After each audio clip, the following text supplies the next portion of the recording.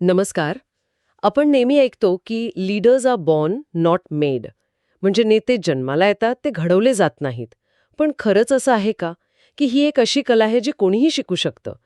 आज आपण foundations and dynamics of strategic leadership या स्रोताच्या आधारे याच मोठ्या प्रश्नाचा शोध घेणार आहोत. नेतृत्व म्हणजे नक्की काय? ते केवळ एका पदापुरतं मर्यादित आहे का? आणि सर्वात महत्त्वाचं म्हणजे ते आपल्यापैकी प्रत्येकाच्या आवाक्यात आहे का? हां, खूपच मूलभूत आणि महत्वाचा प्रश्न आहे. कारण या प्रश्नाच्या उत्तरातच नेतृत्वाचं खरं स्वरूप दडलेलं आहे. आपल्या स्रोतानुसार नेतृत्व ही एक अतिशय गुंतागुंतीची आणि बहुआयामी संकल्पना आहे. ती केवळ अधिकार गाजवण्यापुरती मर्यादित नाहीये. नेतृत्व म्हणजे लोकांना प्रेरणा देऊन, त्यांच्यावर प्रभाव टाकून एका समान उद्दिष्टासाठी स्वेच्छेने प्रयत्न करायला लावणं. यात स्वेच्छेने हा शब्द खूप महत्वाचा आहे. अच्छा. म्हणजे जिथे जबरदस्ती किंवा केवळ पदाचा धाक आहे, तिथे खरं नेतृत्व नाही. पण मग अ, व्यवस्थापन म्हणजे मॅनेजमेंट आणि नेतृत्व म्हणजे लीडरशिप यात नेमकं फरक काय?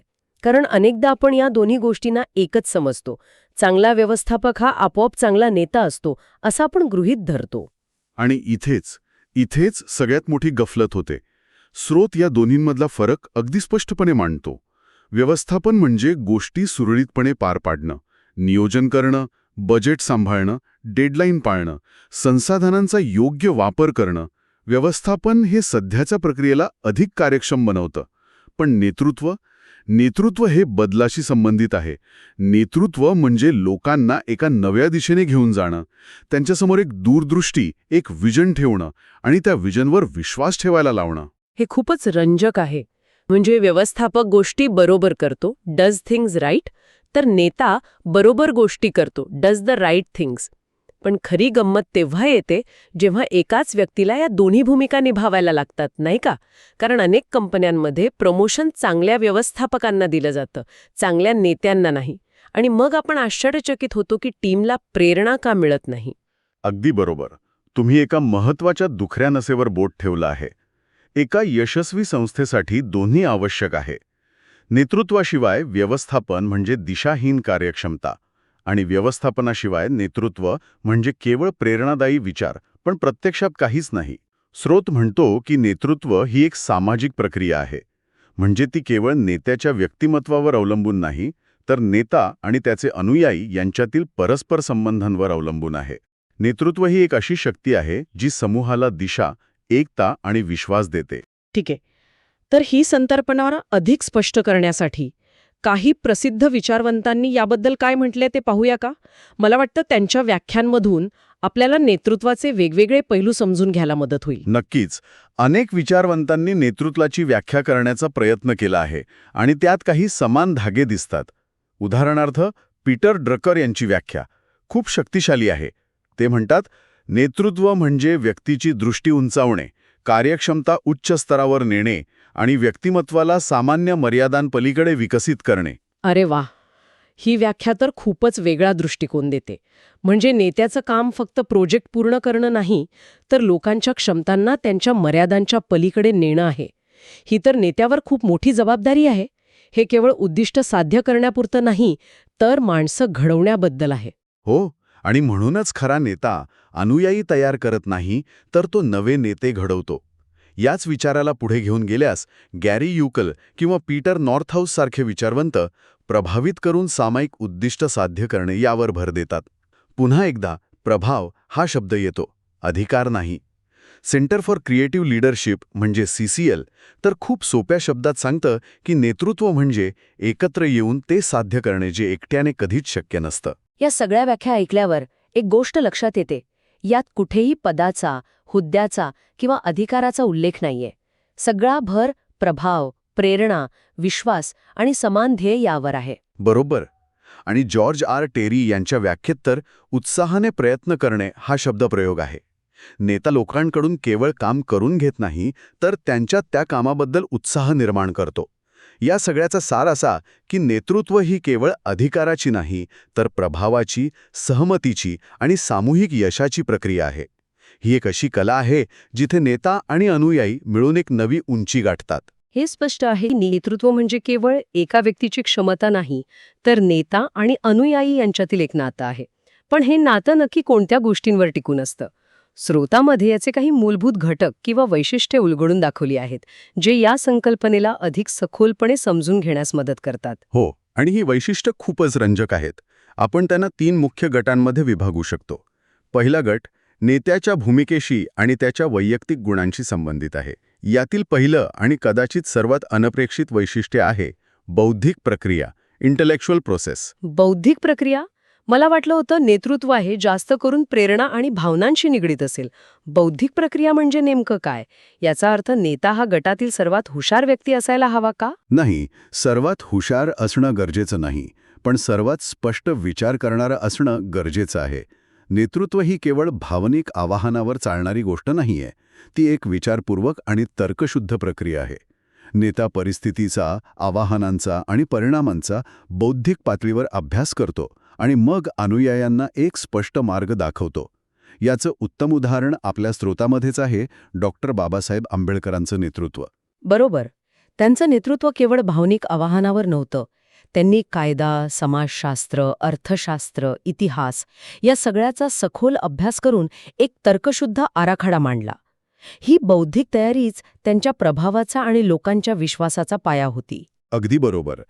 अनुयायी केवळ उत्साही नेत्याला नाहीत, तर ज्याच्याकडे स्पष्ट विचार आणि ठोस मार्ग आहे अशा नेत्याला अधिक विश्वासार्ह मानतात. याच गटातील दुसरं वैशिष्ट्य आहे व्यक्तिगत क्षमता व पात्रता. यात नेत्याचं व्यक्तिमत्व, त्याचं धैर्य, संवाद कौशल्य आणि कठीण परिस्थितीत निर्णय घेण्याची क्षमता या गोष्टी येतात. APJ अब्दुल कलाम यांचं उत्तम उदाहरण आहेत.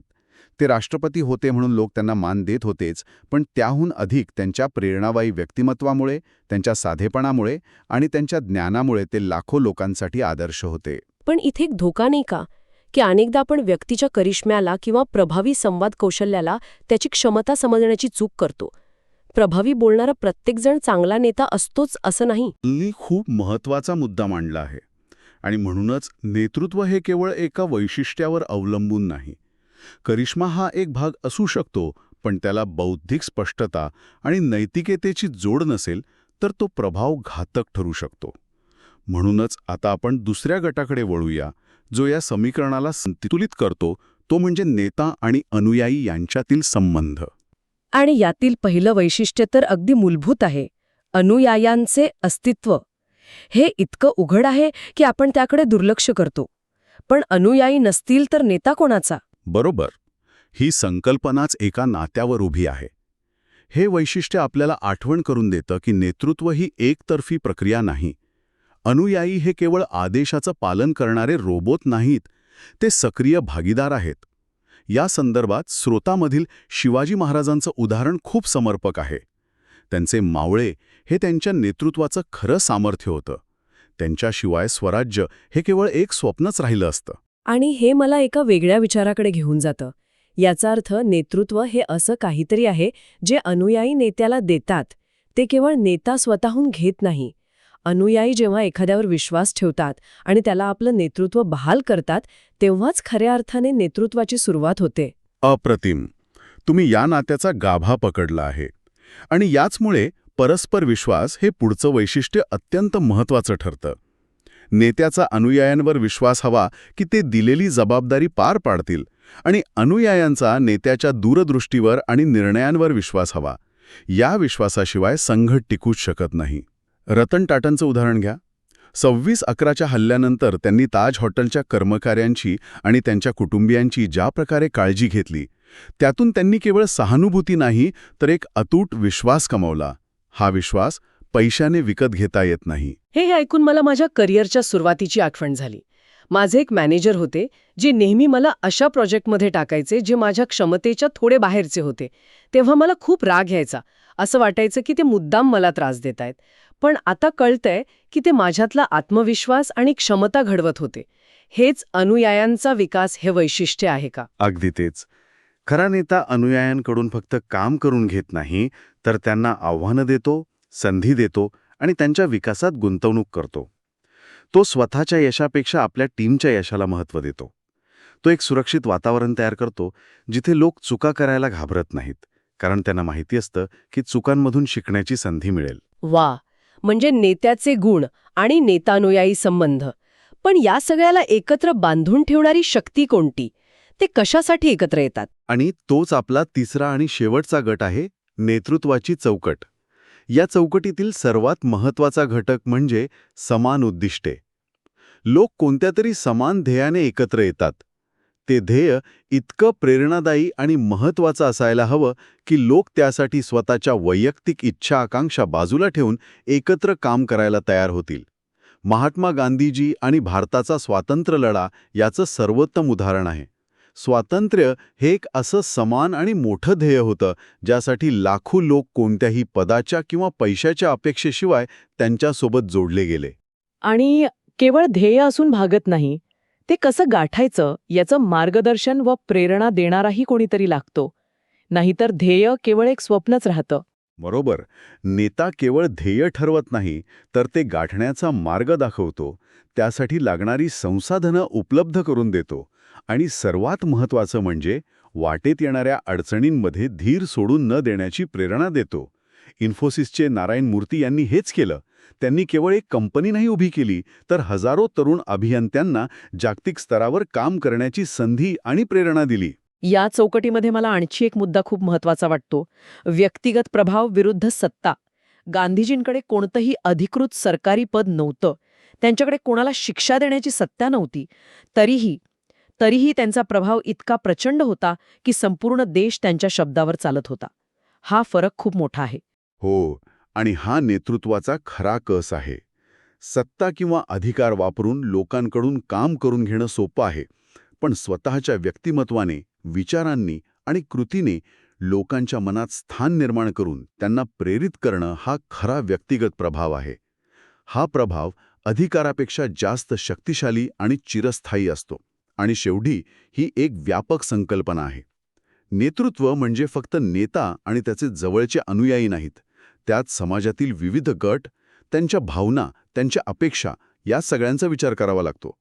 शिवाजी महाराजांचं नेतृत्व व्यापक होतं कारण त्यात 18 पगड जाती-धर्माचे लोक सामील होते आणि त्या सर्वांना त्यांनी आपलं राज्य असल्याची भावना दिली होती. तर आजच्या या सखोल चर्चेनंतर एक गोष्ट माझ्यासाठी खूप स्पष्ट झाली आहे.